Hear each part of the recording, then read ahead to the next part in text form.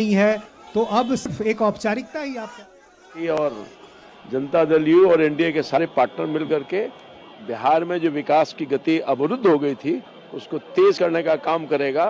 और मैं समझता हूं कि जो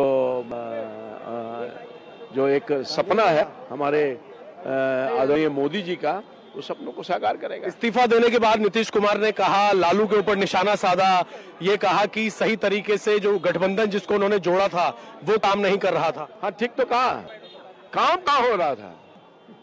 काम हो रहा था कि वहां कुछ दूसरे काम में लोग लगे हुए थे। इसीलिए नीतीश कुमार जी, आप खुद ही देखा कि काम करने में कठिनाई हो रही थी, असहज थे तो अब सहज हो जाएंगे और काम होगा। अभी संजय जी यहाँ पर पहुंचे, समर्थन मांगा, आप निकले हैं यहाँ से, आप लोग भी जा रहे हैं एनडीए की बैठक करने के लिए।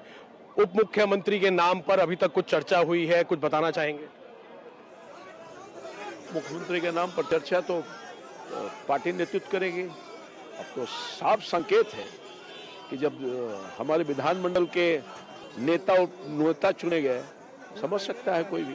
देखिए, बिल्कुल नेताओं का निकलना जो है वो शुरू हो गए हैं। तमाम विधायक निकल रहे हैं बीजेपी कार्यालय से अभी। और यहाँ पर संजय झा जब पहुंचे थे तो वो भी यहाँ से बीजेपी का समर्थन लेकर पहुंचे हैं। अब तमाम नेता यहाँ से निकलकर सीधा जा रहे हैं सीएम आवास, और वहां पर जाने के बाद सीएम आवास में जाने के बाद एनडीए के जितने विधायक हैं तो विधायकों का बीजेपी दफ्तर से निकलना शुरू हो गया है और सीधा अब एनडीए की बैठक होगी और एनडीए की बैठक में विधायक दल का नेता नीतीश कुमार को चुन लिया जाएगा। अब हलचल बढ़ चुकी है। नीतीश मेरे साथ लगातार बने हुए हैं। नीतीश, अभी कितने विधायक बीजेपी के पहुंच चुके हैं इस बैठक में शामिल होने के लिए?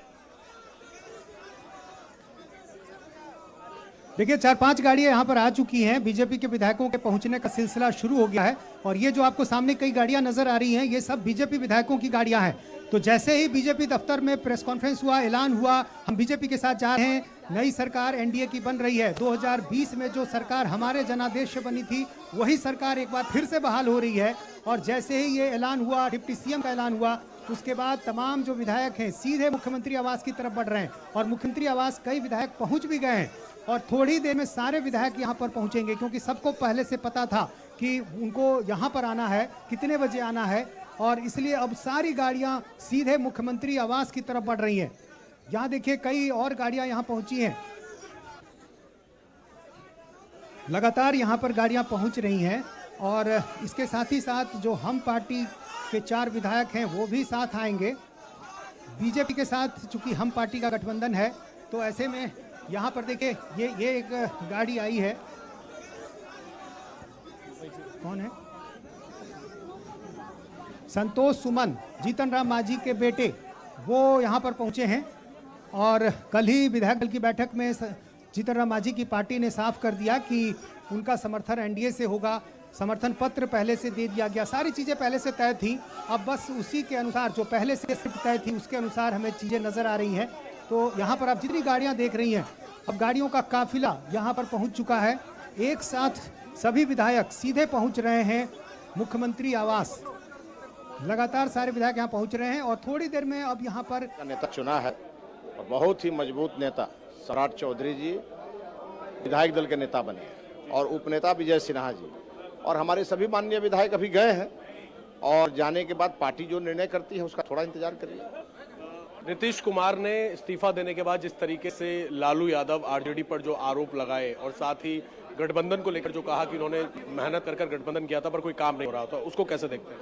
देखिए, मैं यही कहूंगा कि इंडी का पिंडी हो गया। जो इंडी बना था उसका आज पिंडी हो गया और पूरे बिहार में जय श्री राम हो गया। ठीक है ना? और यह तेल पानी का गठबंधन था, बिखर गया। आतंकवाद की पर्याय, अपराध की पर्याय, भ्रष्टाचार की पर्याय, परिवारवाद का पर्याय का खात्मा हो।